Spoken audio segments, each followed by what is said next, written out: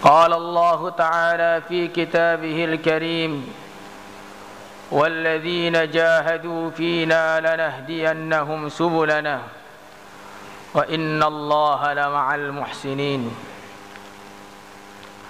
وقال النبي صلى الله عليه وسلم لتركبن سنن من كان قبلكم سبرا بسبر وذراعا بذراع رواه أبو داود أو كما جاءت في الرواية. Hadirin yang dimuliakan oleh Allah Subhanahu wa taala, marilah kita mulai majlis kita dengan keseriusan, dengan mujahadah. Karena dengan mujahadah akan datang hidayah. Walladzina jahadu fina lanahdiyannahum subulana. Kita tahan kantuk kita buka mata kita angkat kepala kita. Insyaallah hadirin. Tidak memulai majlis dengan menundukkan pandangan karena akan menjadikan tidur. Tundukkanlah pandangan tapi bukan waktu bayan. Karena orang itu kadang-kadang terbalik. Waktu bayan sukanya menunduk seperti khusyuk, waktu di jalan matanya jelalatan.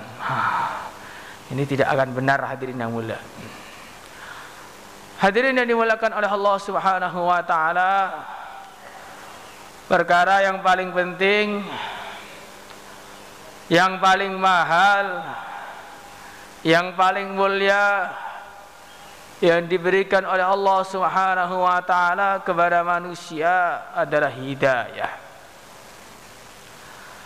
Apabila hidayah itu masuk ke dalam hati, maka yang pertama kali dirasakan adalah betul-betul yakin bahwa yang berkuasa hanya Allah. Itu yakin, bukan hanya mengucapkan, bukan hanya akal-akalan, bukan hanya sekedar hafalan.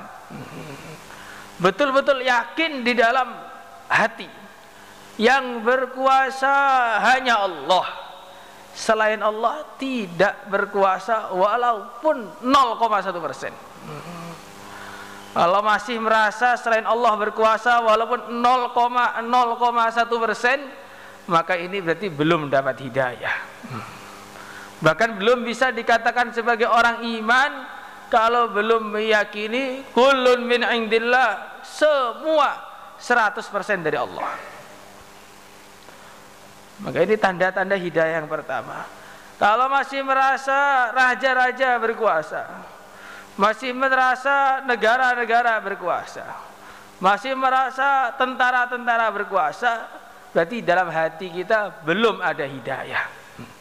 Atau ada hidayah itu hidayah yang kecil sekali, seperti lampu 5 watt yang hanya bisa menerangi tempat yang kecil saja. Atau bahkan kadang-kadang iman kita bukan hanya 5 watt, iman kita ini keluar masuk. Apa ada iman keluar masuk? Ada. Dalam hadis riwayat Tirmidzi dikatakan badiru bil a'mali fitanan ka qita'il laili mudlim yusbihu ar-rajulu mu'minan wa yumsi kafira yumsi mu'minan wa yusbihu kafira. Bersegeralah amal sebelum datang fitnah yang seperti malam yang gelap gulita. Paginya orang iman, sore sudah kafir. Sore masih iman, paginya dalam keadaan kafir. Maka hadirin yang dimuliakan Allah Subhanahu wa taala, hidayah itu perlu kita jaga betul. Perlu kita yakini betul bahwa yang berkuasa hanya Allah. Yang menciptakan hanya Allah. Raja-raja tidak berkuasa, baik di dunia ini ataupun nanti setelah dunia.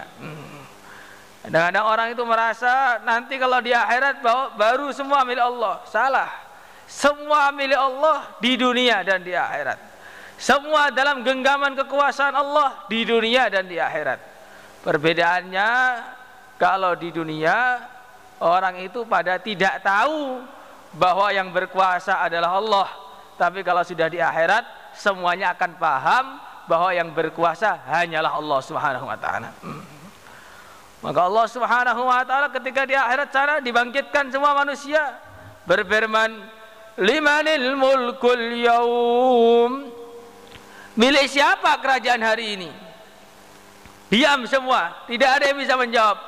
Limanil mulkul yaum. Maka Allah sendiri menjawab karena semua sudah enggak ada, semua hancur semua.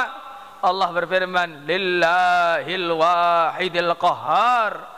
Kerajaan hari ini hanyalah bagi Allah yang Maha Esa lagi Maha Perkasa. Sekarang juga milik Allah, tapi nggak ada yang merasa kalau ini milik Allah. Badan kita ini milik Allah, tapi kadang-kadang kita nggak merasa kalau milik Allah. Sehingga menggerakkan badan kita, menggerakkan tangan kita, menggerakkan mata kita tidak sesuai dengan perintah Allah. Maka niat bagaimana memperbaiki iman kita. Insyaallah hadirin. Dengan mujahadah, tidak tidur dan tidak ngantuk. Tidak tidur dan tidak ngantuk. Nanti kalau ngantuk tidur sudah nggak jadi mujahadah. Kalau nggak jadi mujahadah nggak dapat hidayah. Hadirin yang dimuliakan oleh Allah Subhanahu wa taala, kalau hidayah itu masuk ke dalam hati seorang, yang kedua kalinya dia akan betul-betul merasa bahwa tidak ada perkara yang lebih penting, tidak ada perkara yang lebih menguntungkan, tidak ada perkara yang lebih manfaat daripada taat kepada Allah, dan tidak ada perkara yang lebih berbahaya, tidak ada musibah yang lebih besar, tidak ada keburukan yang lebih dahsyat melebihi apabila seorang itu maksiat kepada Allah. Maksiat ini sangat berbahaya. Maksiat itu adalah racun dalam kehidupan kita. Maksiat itu ibaratnya orang ngebut di jalan tol yang depannya jurang. Semakin kencang mobilnya, semakin celaka pula orang yang menunggangi mobil tadi. Maka hadirin yang dimuliakan oleh Allah Subhanahu wa taala, Allah sudah menceritakan kepada kita di dalam Quran bagaimana hasilnya orang yang bermaksiat kepada Allah. Hasilnya orang yang tidak taat dengan perintah Allah. Dunia ini pernah tenggelam, semua manusianya tenggelam, hewan-hewannya tenggelam, anak kecilnya tenggelam, gunung-gunungnya pun ikut tenggelam. Apa sebabnya? Sebab di dunia pada waktu itu, yaitu kaumnya Nabi Nuh alaihi salatu wassalam, banyak bermaksiat kepada Allah. Jadi kalau kita ini bermaksiat ya seperti itu jadinya. Kaumnya Nabi Hud alaihi salatu wassalam, yaitu kaum Ad, yang mereka adalah orang yang hebat-hebat, orang yang kuat-kuat, sampai sekarang ditemukan kerangkanya itu kepalanya saja sebesar truk tronton, sangat besar, orangnya sangat hebat, orangnya sangat kuat, tapi hancur luluh lantak, tak tersisa walaupun satu orang. Apa sebabnya? Karena bermaksiat kepada Allah. Kaumnya Nabi Saleh alaihi salatu wassalam, yaitu kaum Tsamud, mereka adalah ahli-ahli teknologi, ahli-ahli infrastruktur, ahli-ahli bangunan, punya cara memahat bangunan yang tidak pernah dimiliki umat sebelumnya dan tidak bisa disaingi oleh umat setelahnya. Kalau orang sekarang itu mahat rumah, mahat dinding, orang kaum Tsamud ini memahat gunung. Mereka memahat gunung, membuat rumah-rumah yang indah, rumah-rumah yang megah, padahal tanpa bantuan apa-apa pada waktu itu. Tetapi karena mereka bermaksiat kepada Allah, Allah kirimkan suara halilintar, Allah kirimkan teriakannya malaikat Jibril yang menjadikan mereka mati semua, tidak tersisa. Apa sebabnya? Bermaksiat kepada Allah. Maka betul-betul kita jauhi maksiat ini, hadirin semua. Insyaallah hadirin, tidak bermaksiat walaupun sedikit pun. Bani Israel, keturunannya Nabi Yaqub alaihi salatu wassalam, mereka adalah orang-orang yang mulia di Mesir. Ketika mereka hijrah di Mesir zamannya Nabi Yusuf alaihi salatu wassalam, jumlahnya masih sedikit. Mereka orang-orang yang mulia. Bahkan raja-raja di Mesir menjadi santri-santrinya Bani Israel. Raja jadi santri. Ar-Rayyan bin Al-Walid, raja Mesir pada zaman Nabi Yusuf alaihissalatu wassalam, masuk Islam dan jadi santrinya Bani Israel. Tetapi ketika generasi berganti generasi, generasi berganti generasi, maka datanglah generasi yang disifati oleh Allah. Fahalafa min ba'dihim halfun adha'us salata wattaba'us syahawat. Datanglah generasi rusak. Apa tanda-tanda generasi itu rusak? Yang pertama, tanda-tandanya menyia-nyiakan sholat. Sholat itu nggak mau sungguh-sungguh, tidak mementingkan sholat, tidak menjaga sholat, tidak mau menegakkan sholat. Itu tanda-tanda yang pertama. Kalau generasi itu sudah generasi yang tidak mementingkan sholat, maka bahaya besar terjadi pada kehidupan kita. Kemudian sifat yang kedua, wattaba'us syahawat, hidupnya itu sakarepnya dhewe. Enake piye? Enake turu ya turu, enake mangan ya mangan, enake jalan-jalan ya jalan-jalan, enake baduk ya baduk. Apa saja tidak ada pertimbangan ini boleh atau tidak menurut perintah Allah, tapi pertimbangannya enak apa tidak. Kalau orang itu sudah pertimbangannya enak apa tidak, maka hancurlah generasi itu. Maka kita latihan apa itu bukan enak apa enggak enak, perintah Allah atau tidak, diperbolehkan oleh Allah atau tidak, diizinkan oleh Allah atau tidak. Kalau diizinkan oleh Allah walaupun enggak enak, kita kerjakan. Kalau tidak diizinkan oleh Allah walaupun sepertinya enak, kita tinggalkan dan kita jauhi. Semuanya insyaallah hadirin. Maka ketika Bani Israel ini sudah mulai meninggalkan sholat, mengikuti syahwat, maka Allah Subhanahu wa ta'ala ganti kemuliaan yang datang kepada mereka, dirubah menjadi kehinaan demi kehinaan. Yang aslinya menjadi orang-orang mulia diangkat jadi budak-budak. Yang dulunya dihikmati sekarang menghikmati. Yang dulunya dimuliakan sekarang dihinakan. Yang dulunya disanjung-sanjung sekarang diolok-olok.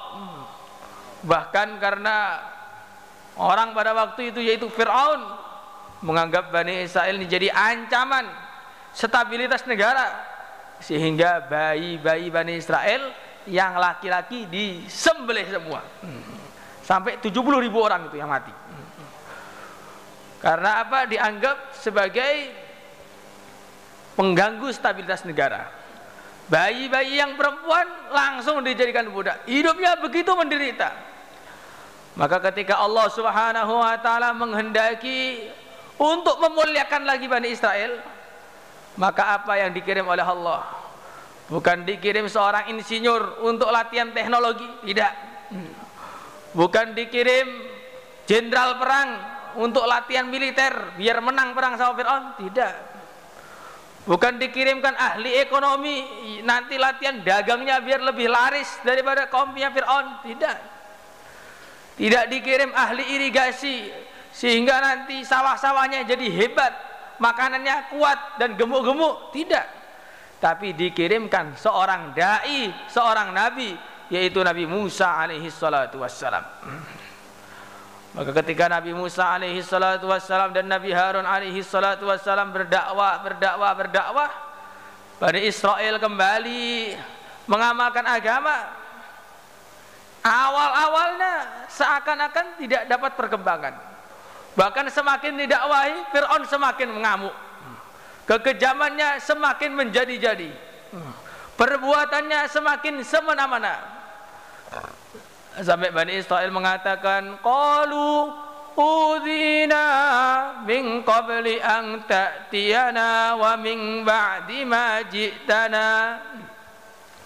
Wahai Musa, wahai Harun, ini bagaimana? Katanya agama ini menyelamatkan, agama ini menguntungkan, agama ini mensukseskan.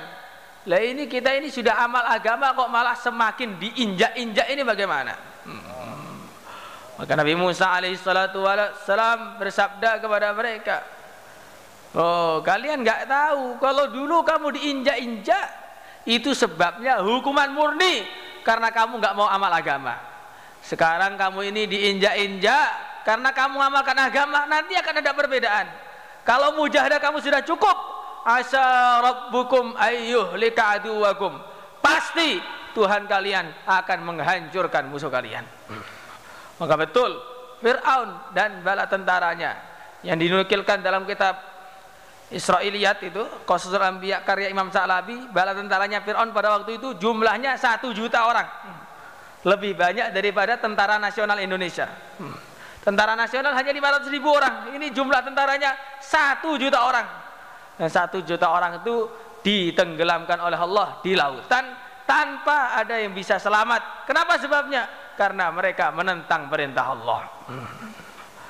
Maka hadirin yang dimuliakan oleh Allah Subhanahu wa taala, umat Islam di mana-mana sekarang diinjak-injak, umat Islam dari sekarang di mana-mana disembelih, umat Islam sekarang di mana-mana dihinakan. Sebabnya satu saja, umat Islam yang kenal kepada Allah, mereka meninggalkan agamanya Allah. Termasuk meninggalkan agama itu waktu bayan tidur tuh meninggalkan agama. Monggo bangun-bangun dulu. Nggih. Yang tidur bangun dulu. Ini baru 10 menit sudah tidur, bagaimana mau memperjuangkan agama ini? Menahan matanya saja tidak mampu, bagaimana mau menahan dirinya dari maksiat? Hadirin yang dimuliakan oleh Allah Subhanahu wa taala, sudah sunnatullah. Kalau umat orang-orang yang kenal kepada Allah kok mulai meninggalkan agama Allah, maka akhirnya Allah akan kirim hamba-hamba Allah yang tidak kenal kepada Allah untuk menginjak-injak umat Islam. Itu sudah dari zaman dahulu, ketika Bani Israel mulai lupa lagi kepada Allah. Pada zamannya Nabi Yahya alaihi salatu wassalam, maka Allah kirimkan Raja Nebukadnezar untuk membasmi Bani Israel. Dibunuh puluhan ribu, bahkan ratusan ribu mati. Apa sebabnya? Gara-gara mereka melupa mengamalkan agama Allah. Maka hadirin yang dimuliakan oleh Allah Subhanahu wa taala, masalah umat ini cuma satu permasalahannya. Bukan masalah politik, bukan masalah sosial, bukan masalah ekonomi, bukan masalah militer. Masalahnya satu saja, umat yang kenal kepada Allah ini sudah tidak mengamalkan agama Allah. Nah, kalau umat ini sudah tidak mengamalkan agama Allah, akan datang musibah. Tapi permasalahannya kita ini ahli zahir, seperti anak kecil, sehingga musibah datang itu tidak tahu.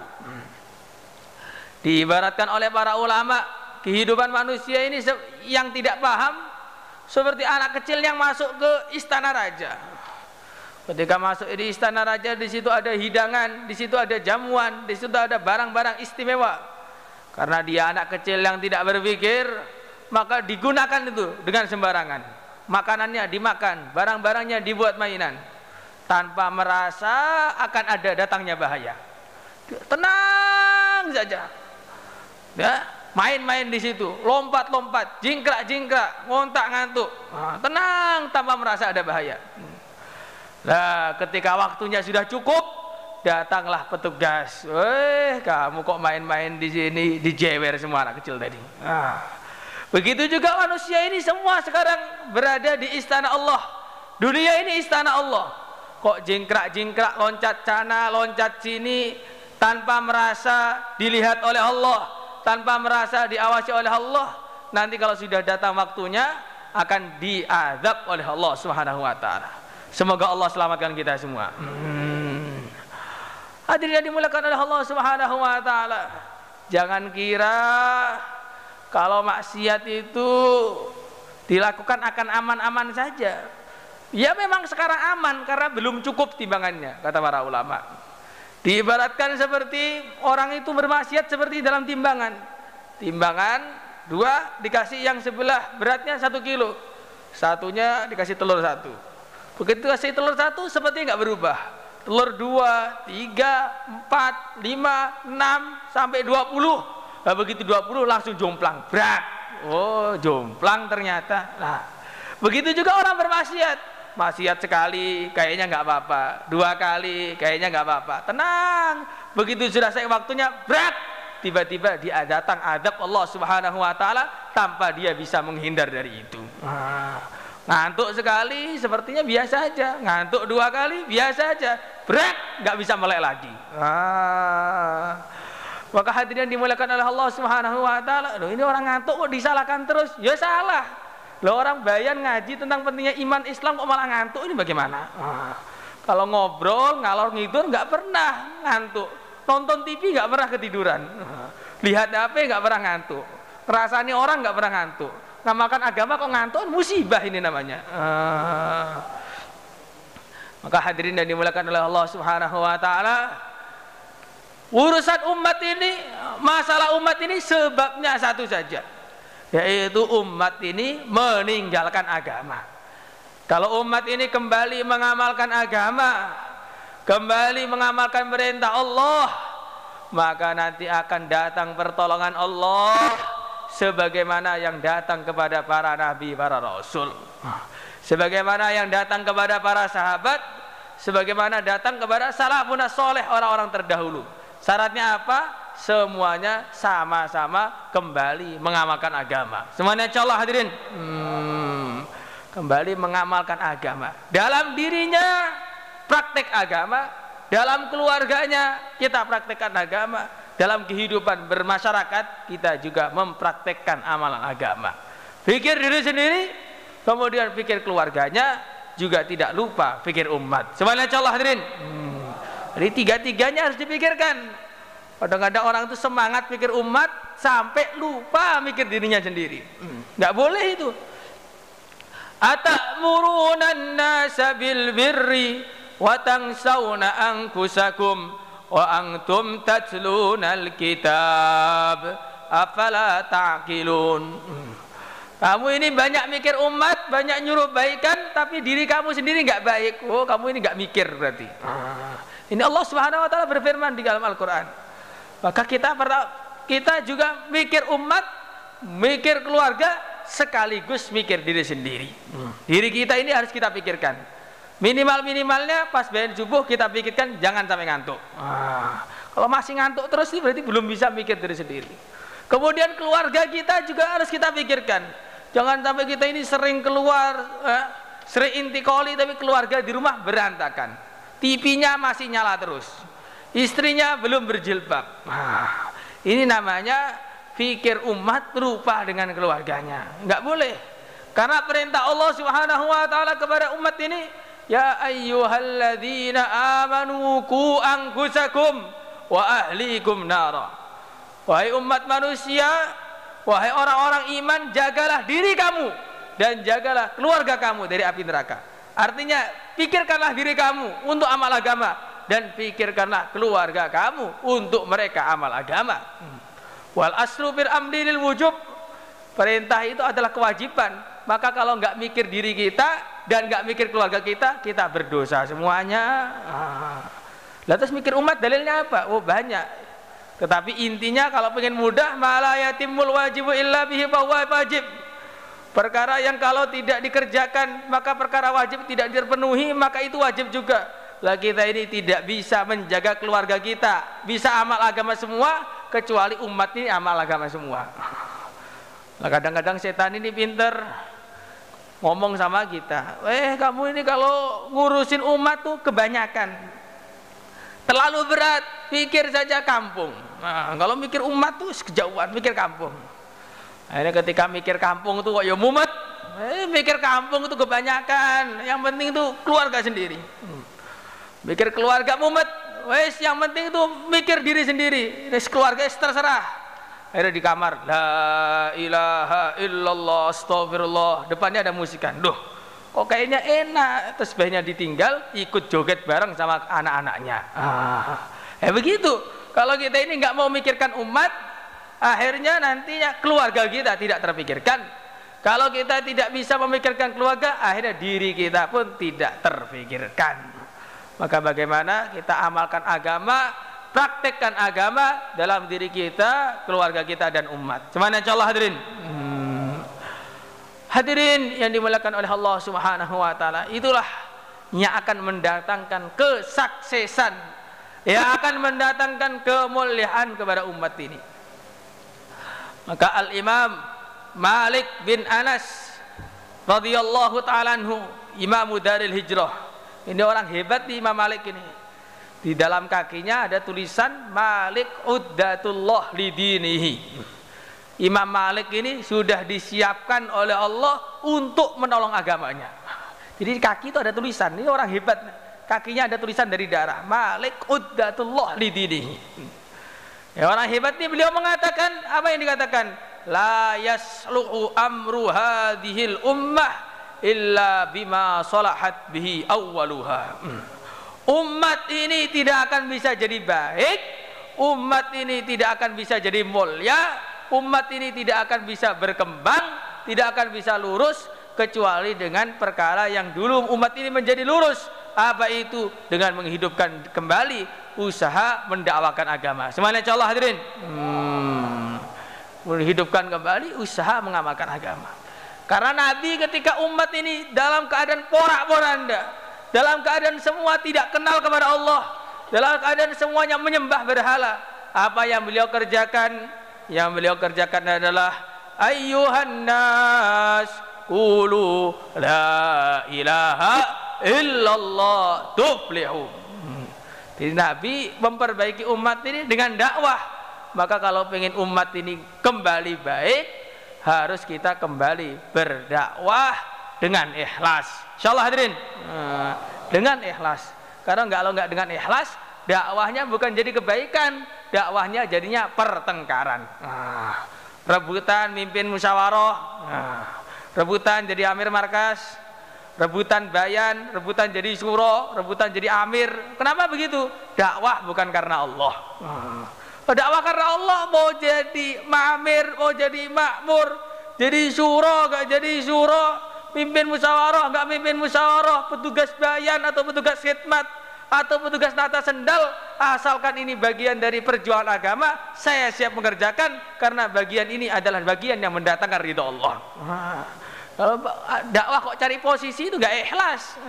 Kalau gak bayan gak datang ke markas. Kalau nggak jadi amir nggak mau keluar, kalau nggak pimpin musyawarah nggak mau datang malah musyawarah. Kalau dakwah yang seperti ini nanti akhirnya tidak mendatangkan pertolongan Allah, justru yang ada adalah pertengkaran demi pertengkaran, hasad-hasatan antar sama umat Islam. Maka kita bangkit lagi untuk dakwah semata-mata hanya untuk mencari ridha Allah. Semuanya insyaallah hadirin. Dakwah hanya untuk mencari ridha Allah. Jangan dicampur-campur dengan apapun. Dakwah bukan karena risau, dakwah bukan karena semangat, bukan karena yang lain-lain.